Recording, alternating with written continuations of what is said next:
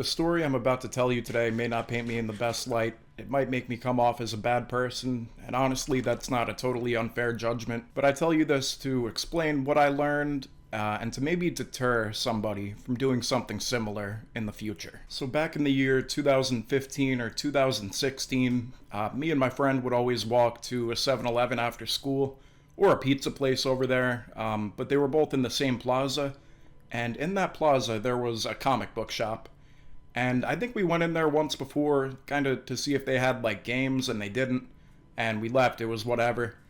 But one day we were walking by, and I don't know why I had this thought, but I just turned to my friend and I said, "Bro, what if I just open the door and yell in there and we run away?" I don't know what made me think of that. He seemed to like the idea. And I opened the door, I went, "Ah!" That was the renowned sound that we'd be making for the next couple of years. But I did that, and we ran away. We were laughing, just running through the plaza.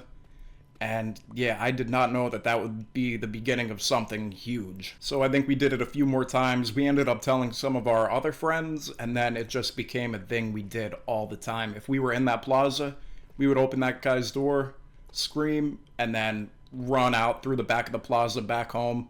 And something about it we loved. Like, it was so stupid, but we wanted to do it every day. We always talked about it and thought about it. And after a while, me and my friends kind of decided that what we're doing wasn't enough. And we started prank calling the guy. We would be in school prank calling him. We'd be at home prank calling him.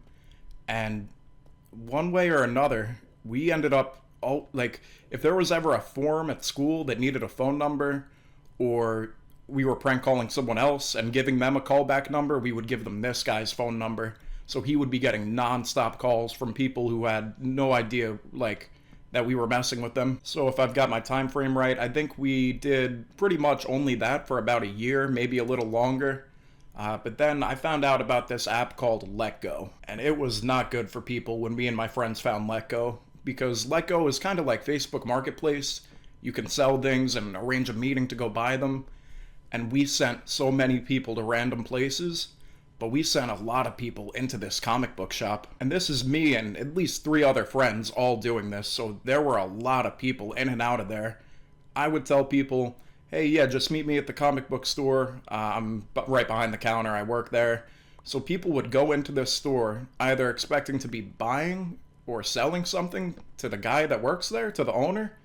They would walk in and he would have no idea what they were talking about. It's crazy because we expanded it so much that not only were we messing with him, but people, other random people unknowingly were also kind of messing with him. So people were just constantly in and out of his shop talking about buying or selling things, and he just had no clue where it came from. I mean, how would he know? I specifically remember this one time we were at the pizza place, and it was kind of right next to the comic book shop, like a couple doors down.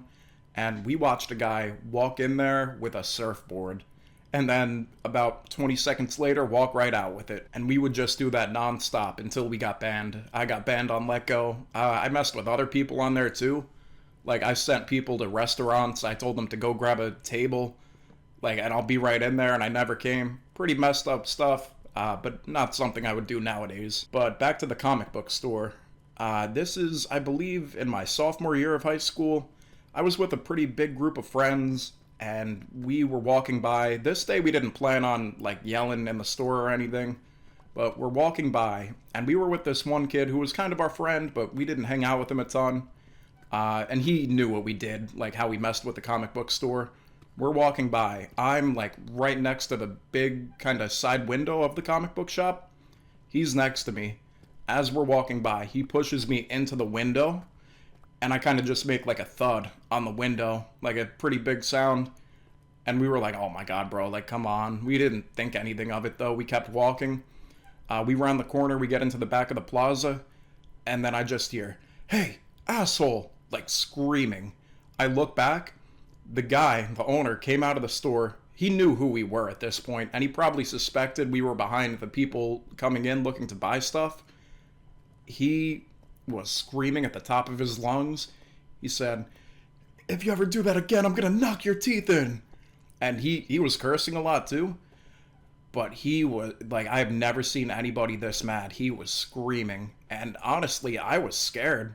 I mean, I was only probably like 16 at the time, and this guy seemed like he was ready to kill. And after that, we just all ran like back to my house. We were all like in disbelief of what just happened because he went crazy. And I think after that, for a few months at least, we kind of only messed with him remotely, like the prank calls and sending people there. We didn't actually yell in the store anymore. But then in our junior year, I remember it was our junior year because it was right around the time that Call of Duty World War II came out. Me and a few friends were at the pizza place, and we were leaving. And this is right when one of my friends got his car. He was the first one in our friend group to get his license. And we were like, you know what? We have a car now. Someone can just yell, and then we can make a quick getaway. So I forget if I was the one who did it. It might have been my other friend. But we waited in the car, and my friend went to the door, yelled, and he hopped in the car, and we got out of there. We were back in business. And then from there, the opening the door and yelling kind of began again. It opened that door back up. And there was one day that we kind of took it to the next level. So I was with 3 of my other friends, and we planned that 2 of us would go to the front of the store, open the door and yell, and the other 2 would go to the back of the store and knock really loud on the back door. And we would communicate through the phone to know exactly when to do it. And we did it, and we ran away, but we wanted more. When that was over, I think we kind of congregated for a couple minutes, and then I was like, all right, let me just go give him a classic open the door and yell. I have so much adrenaline at this point because we just did all that to him. And I run to the door, and I go to pull it open, and the door is locked. It's like probably 1 PM, so it's business hours. He just straight up locked the door. And when I felt that the door was locked, I just ran away because I knew he was like probably on watch. I mean, looking back, how messed up is that? We made a guy lock his door in the middle of the day during business hours. Like, I don't know how long he kept it locked for, but like that's a pretty crazy thing to do. And then I don't really remember how long after that this was. But one day I think we yelled.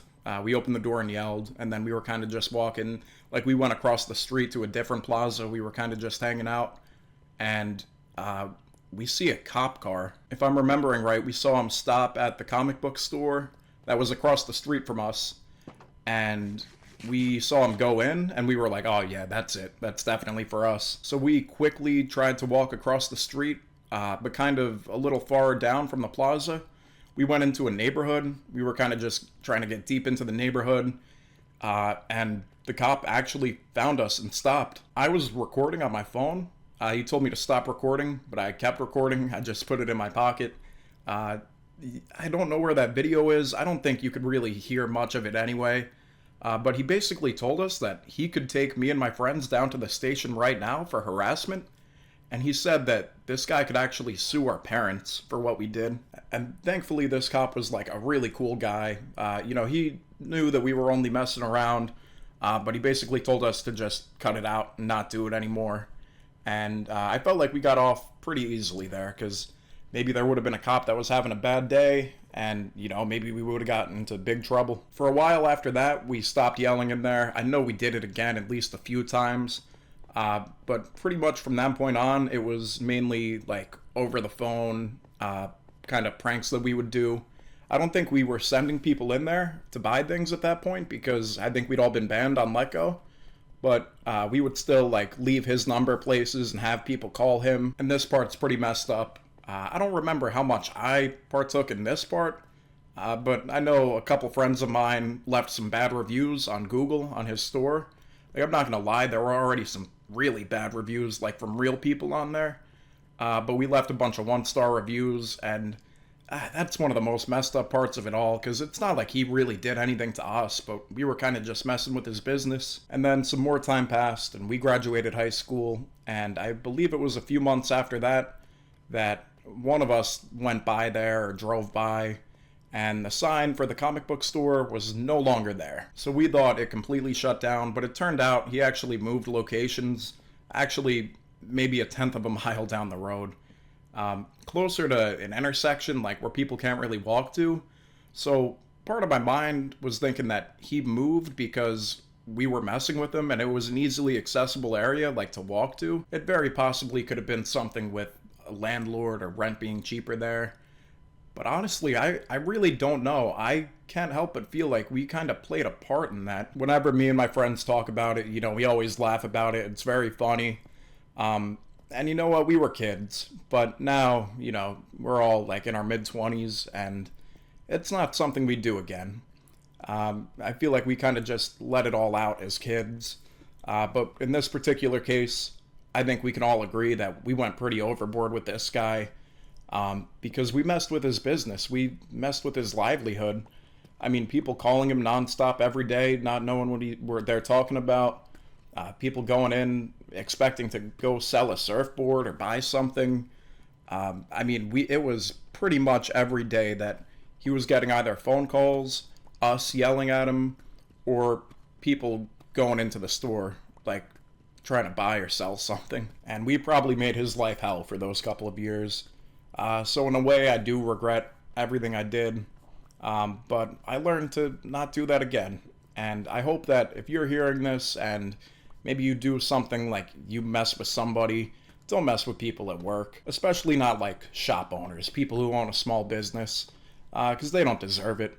I mean, unless they're a terrible person and you know that for a fact, or they've done something really wrong to you, just let them do their job, just let them work, because you don't want to mess with people's money. That gets people mad too. And something a whole lot worse could have happened to me. Maybe this guy would have actually knocked my teeth in, like you said. Or maybe I would have got arrested for this. Fortunately, though, that did not happen. There were not many consequences for me. I have thought about apologizing to this guy. I'm probably not going to do that. It's been so long at this point, too. But it was something I was kind of considering a couple of years ago. But I probably won't do that, honestly. But yeah, that is the story of how me and my friends completely messed with a man's business. If you enjoyed this story, please let me know. And yeah, thank you so much for watching. I will see you next time.